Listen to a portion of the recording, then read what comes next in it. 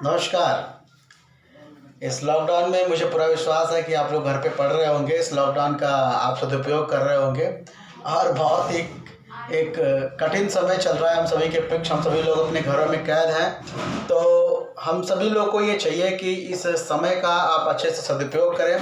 और बहुत से बच्चों ने कहा कि बाल विकास शुरू किया जाए, तो बाल विकास का एक पहला जो हमारा लेक्चर है यहाँ पे स्टार्ट हो रहा है और मुझे विश्वास है कि आपको समझ में आएगा और निश्चित रूप से आप पूरा फोकस करके आप इस वीडियो को देखिए। और अगर आपको कोई डाउट होता है तो आप कमेंट में करके उसको क्वेश्चन को पूछ सकते हैं।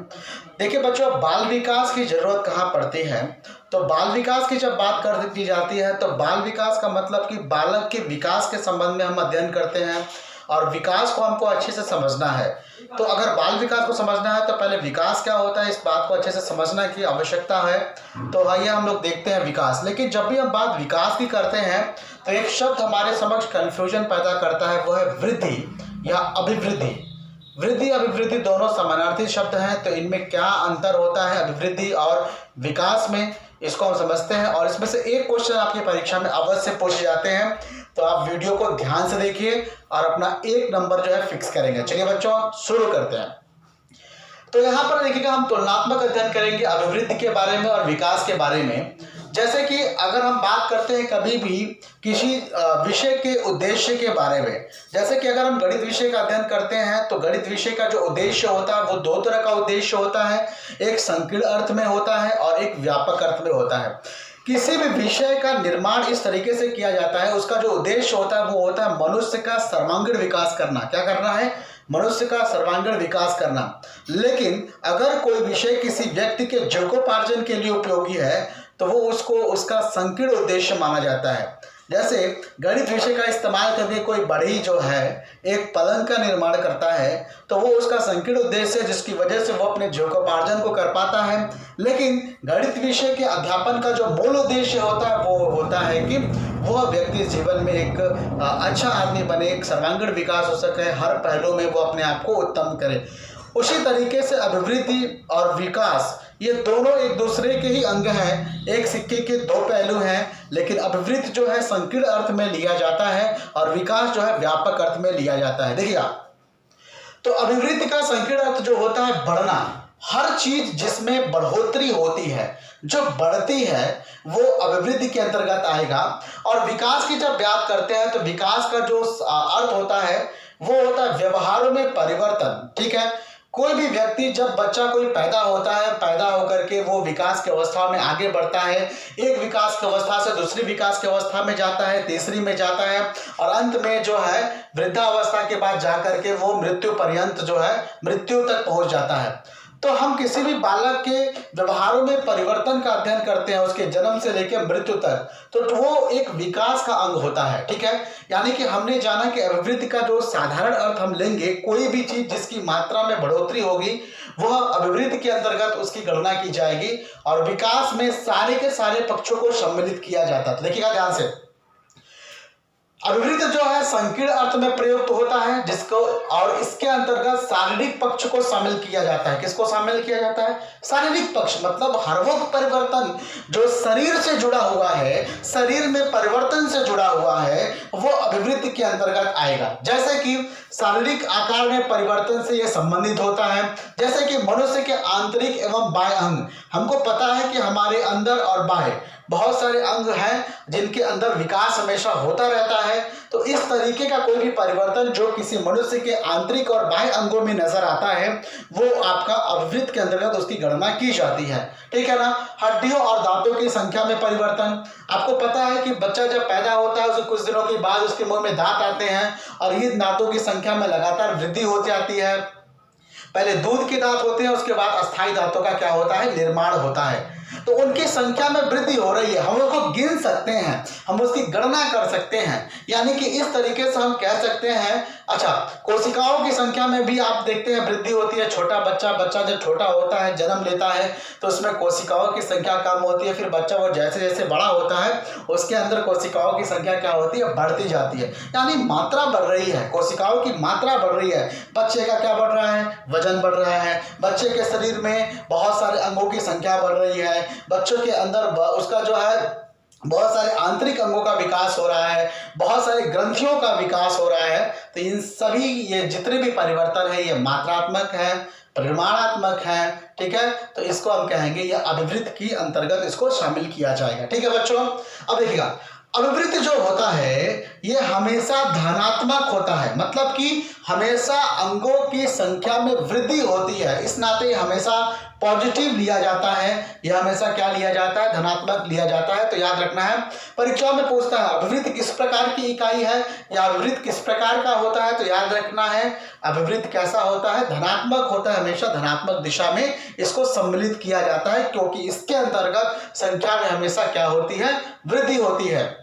आगे देखिएगा, अभिवृद्धि हमेशा सीमित और क्रमिक होता है। सीमित और क्रमिक होता है, जैसे कि आपने देखा होगा किसी बच्चे के मुंह में अगर दांत आते हैं तो सबसे पहले उसके सामने के दांत आते हैं, फिर धीरे धीरे उसके बाकी दांतों का क्या होता है, विकास होता है। उसी तरीके से किसी भी बच्चे का अगर निर्माण होता है तो विकास की जो अभिवृद्धि की जो दिशा होती है वो निश्चित होती है। जैसे कि अगर हम कहते हैं कि एक सिद्धांत दिया जाता है मस्तकाधोमुखी विकास का सिद्धांत, तो मस्तकाधोमुखी विकास का सिद्धांत कहता है कि सबसे पहले बालक के सिर का निर्माण होता है, भ्रूण के समय में, भ्रूणावस्था के समय बालक के सबसे पहले सिर का निर्माण होता है, फिर धीरे धीरे उसके शरीर के बाकी अंगों का निर्माण होता है, और वो क्या होता है, निश्चित क्रम में होता है।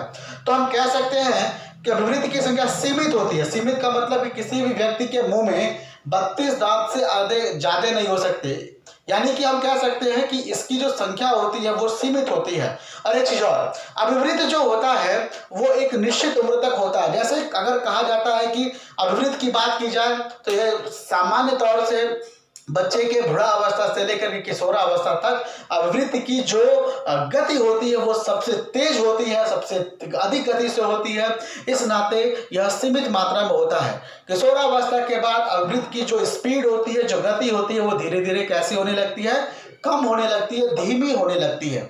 यानी कि अच्छा, एक बात और कहा जाता है कि किसी भी बच्चे के जो अधिकतम शारीरिक विकास होता है वो किशोरावस्था तक लगभग 99% की अवस्था तक संपूर्ण यानी पूर्ण हो जाता है, ठीक है ना। तो अब देखिएगा, यह बाह्य रूप में नजर आता है, हम इसको देख सकते हैं, हम इसको माप सकते हैं, हम इसको गिन सकते हैं, ठीक है ना। तो इस नाते जो है यह बाह्य रूप में नजर आता है, बाह्य रूप में परिलक्षित होता है, यानी अभिवृत्ति को हम सामने से क्या कर सकते हैं, देख सकते हैं। और अभिवृत्ति की दिशा क्या होती है, निश्चित होती है, इसको अभी हम लोगों ने देखा, ठीक है।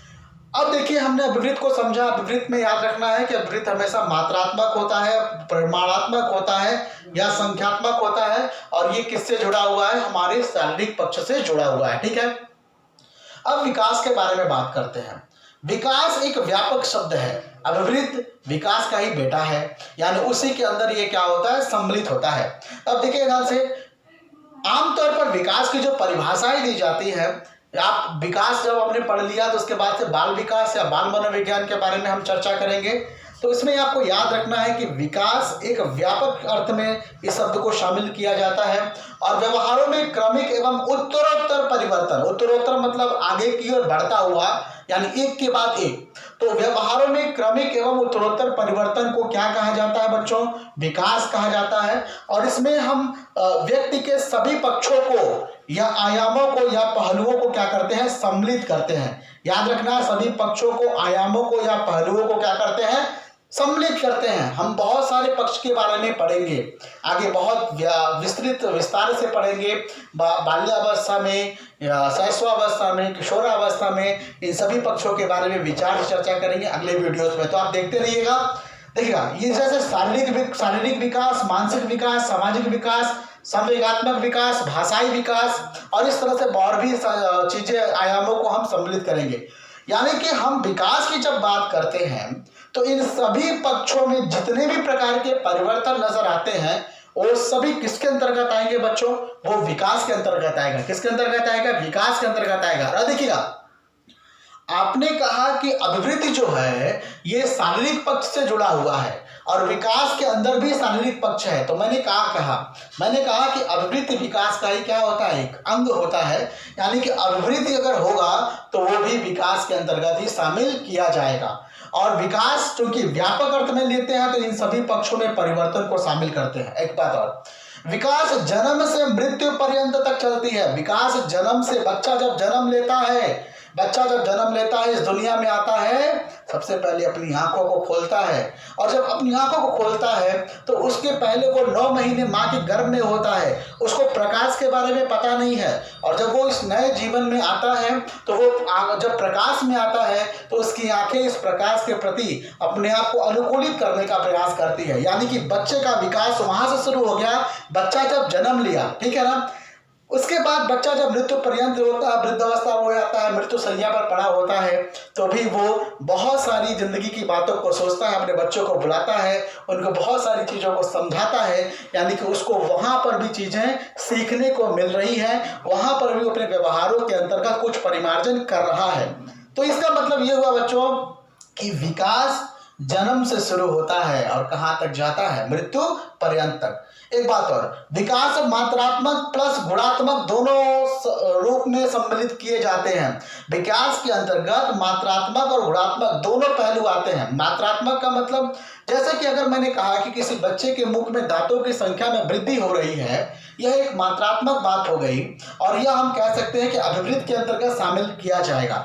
लेकिन हम ये कह सकते हैं कि किसी बच्चे के दांतों की संख्या में वृद्धि होने के साथ साथ बच्चे की आयु जैसे बढ़ती है, उसके दांत मजबूत हो जाते हैं। वो मजबूत से मजबूत चीजों को क्या कर सकता है, काट सकता है। एक छोटे से बच्चों को अखरोट दे दें आप तोड़ने के लिए, तो उसकी दांतें क्या हो सकती हैं, टूट सकती हैं। इसलिए याद रखना है कि इसमें मात्रात्मक और गुणात्मक दोनों पहलुओं को शामिल किया जाता है। एक बात और, मनुष्य के मस्तिष्क का विकास होता है, ठीक है। आप जरा समझिएगा कि अगर हमको पता है कि बच्चे का, मनुष्य के मस्तिष्क का विकास होता है, तो हम क्या कर सकते हैं, हाई स्कूल के बच्चे को इंटरमीडिएट का सिलेबस हम नहीं पढ़ा सकते। कारण क्या होता है, क्योंकि वो व्यक्ति के अंदर उम्र के साथ साथ एक गुण होता है जिसको कहते हैं परिपक्वता। यानी परिपक्वता के साथ ही बच्चा जो है चीज़ों को ग्रहण कर सकता है। यानी कि हाई स्कूल के बच्चे का दिमाग अभी उस परिपक्वता स्तर पर नहीं होता है कि वो इंटर की चीज़ों को क्या कर सके, शामिल कर सके, पढ़ सके, समझ सके। इस नाते याद रखना है, यह मात्रात्मक प्लस गुणात्मक ये दोनों पहलुओं को सम्मिलित करता है, यह विकास के अंतर्गत ही आते हैं, ठीक है ना। अब देखिएगा, अभिवृद्धि विकास का ही एक अंग है। जैसा कि मैंने आपको बताया कि शारीरिक पक्ष जो है यह किसके अंतर्गत आ गए, विकास के अंतर्गत यह भी आता है, अभिवृद्धि के अंतर्गत भी आता है। लेकिन ये अभिवृद्धि क्या हो गया, विकास का ही एक अंग हो गया। इस प्रकार से अभिवृद्धि क्या हो गया, विकास का ही एक अंग हो गया। आगे देखिएगा, विकास की कोई सीमा नहीं है, विकास की कोई सीमा नहीं है। यह उस व्यक्ति के व्यक्तित्व पर और अन्य गुणों पर निर्भर करता है कि वह व्यक्ति किस प्रकार के विकास के अंतर्गत गुणों को अपने अंदर क्या कर सकता है, शामिल कर सकता है। इस नाते इसकी कोई सीमा नहीं है। विकास किसी भी हद तक हो सकता है, यह निर्भर करता है उस व्यक्ति के शक्तियों के ऊपर।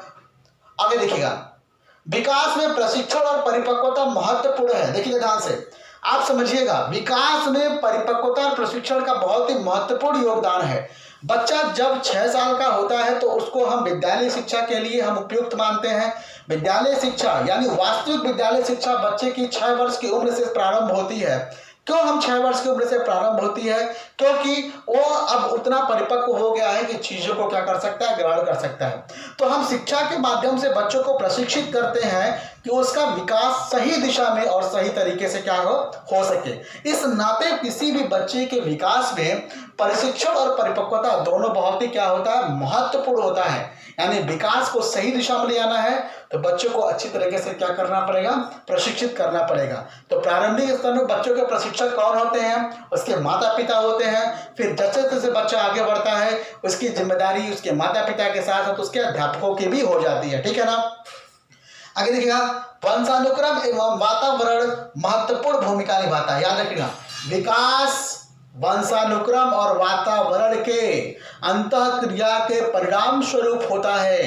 वंशानुक्रम और वातावरण के अंतःक्रिया के परिणाम स्वरूप का मतलब कि बच्चा वंशानुक्रम के द्वारा अच्छे गुणों को लेकर के पैदा होता है, लेकिन उन गुणों का विकास कहाँ होता है, वातावरण में होता है। कहाँ होता है, वातावरण में। यानी कि अगर किसी बच्चे के अंदर वंशानुक्रम के द्वारा उसके माता पिता के अच्छे लक्षण आ भी गए हैं, लेकिन अगर उसको अच्छा वातावरण नहीं मिला ना, तो उसका विकास, उन गुणों का विकास उसमें नहीं होगा। ठीक है ना।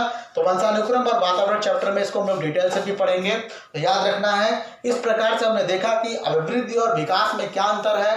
तो जो महत्वपूर्ण पॉइंट ये है कि अभिवृद्धि शारीरिक पक्ष से केवल जुड़ा होता है, जबकि विकास शारीरिक, मानसिक, संवेगात्मक, भाषाई, सामाजिक, इन सभी पक्षों में परिवर्तन से जुड़ा होता है। इसका अर्थ है कि अभिवृद्धि विकास का ही क्या होता है, अंग होता है। अभिवृद्धि केवल मात्रात्मक होता है और विकास मात्रात्मक और गुणात्मक दोनों प्रकार का होता है। तो मुझे लगता है कि आपको समझ में आया होगा। आप चाहे तो एक बार स्क्रीनशॉट ले सकते हैं। ठीक है।